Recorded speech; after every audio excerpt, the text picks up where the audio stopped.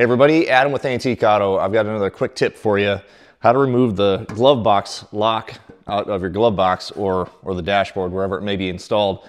I know that this works between 68 and 72, probably GM A-bodies, but probably works on other stuff too. It's easy, nothing to it. Check it out. Here it is up close, and you really want to make sure it's in the closed position. And there's a little window right here on the side. And that is where you're going to use your little screwdriver to push down the keyways or the tumblers or whatever you want to call them to get this out on this side. Let me get you in a better position here. Okay, here we are. So here's the little window, and it's in lock position now. If you open it, you see that that little tab disappears in there. So we want to make sure that's closed again. And you see the little brass guy right there. Anyway, let's see if I can get you in a better position. You might have to have a little bit of help on this side by gently prying on that. But basically you want to push down on that tab and you'll get a little pull, maybe about a 1/16 of an inch, and you'll just continue pulling and pushing those tabs down as they come until it lets go.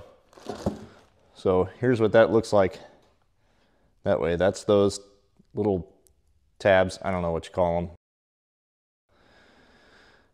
But that is what holds that tumbler in. And no need to do a full pry job on this thing. If you want to have this re-chromed, you can kind of pry it off. It's just staked on.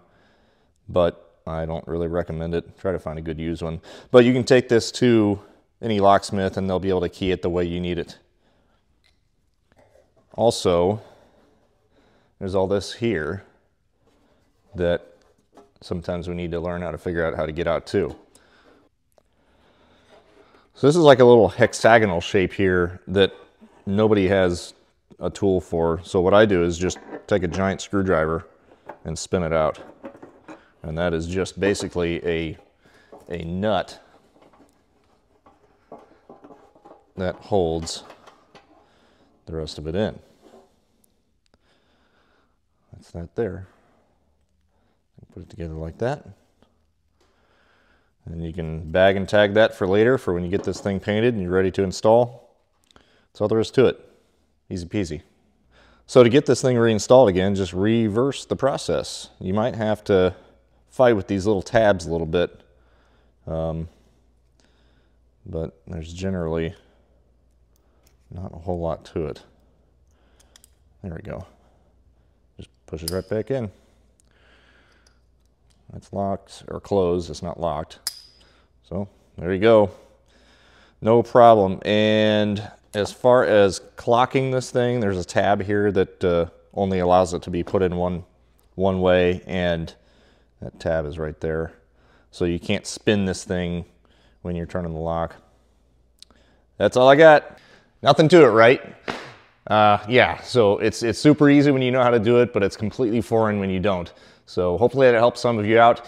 If there's anything that you would like to know about as far as procedures or how-tos, please let me know. I'd be happy to try to make something up.